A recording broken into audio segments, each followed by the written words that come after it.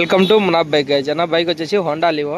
మనకు కస్టమర్ చెప్పిన ప్రాబ్లం వచ్చేసి ఓన్లీ ఎన్నికల టీఎల్ ప్యానల్ అయితే మార్చమని చెప్పారు. మనం అయితే బైక్ అయితే తీసుకొచ్చారు. మొత్తానికి అయితే మనం టీఎల్ ప్యానల్ అవి తెప్పించాము. ఆయిల్ చేంజ్, ఆయిల్ అయితే అసలు ఏం లేదన్న, ఆయిల్ అయితే చాలా తక్కువ ఉంది. మనకు టైమింగ్ చేంజ్ సౌండ్ అయితే వస్తుంది.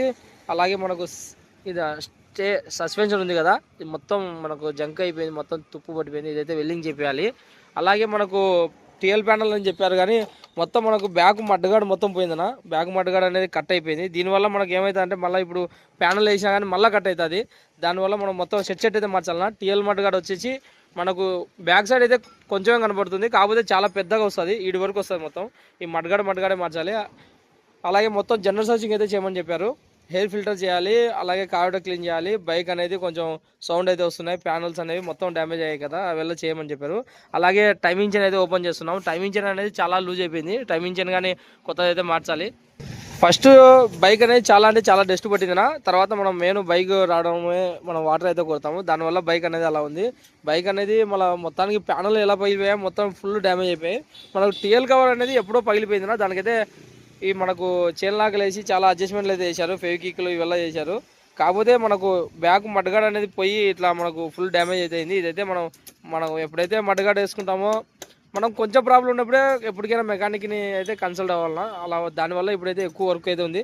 మెయిన్ ఆయిల్ చూడండి, అది మొత్తం సెట్ మార్చామని ఆయిల్ కానీ మార్చలేదు, దానివల్ల ఇంజన్లో సౌండ్ వస్తుంది. దీనివల్ల మనకు బోర్కి అయితే వస్తుందన్నా. మనం మెయిన్ ఫస్ట్ ఆయిల్ చేంజ్ అయితే కంపల్సరీ చేయించుకోవాలి.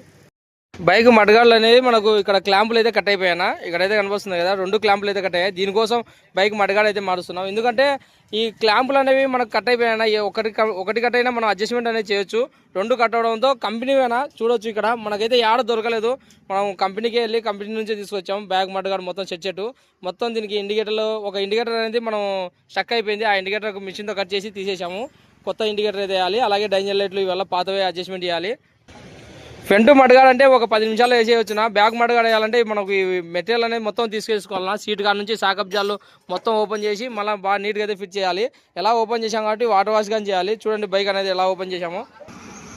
అయితే టోటల్ వర్క్ అయిపోయిందినా. బైక్ అనేది సూపర్ ఉంది. మనం అయితే ట్రాల్కి అయితే పోవడం జరిగింది. బైక్ అనేది మనకు అక్కడక్కడ డస్ట్ అయితే పట్టింది, దానివల్ల మనం బ్లాక్ స్ప్రే అయితే అప్లై చేస్తున్నాం. బైక్ అయితే చూడండి, సెంటర్ స్టాండ్ కానీ, సైడ్ స్టాండ్ కానీ, లేడీ పుట్టెస్ట్ కానీ, మనకు వచ్చేసి సాకబ్జాల కాడ కానీ ఇదంతా పెయింట్ అయితే తీస్తున్నాం. మొత్తానికి అయితే పూర్తి ఇది అయిపోయింది.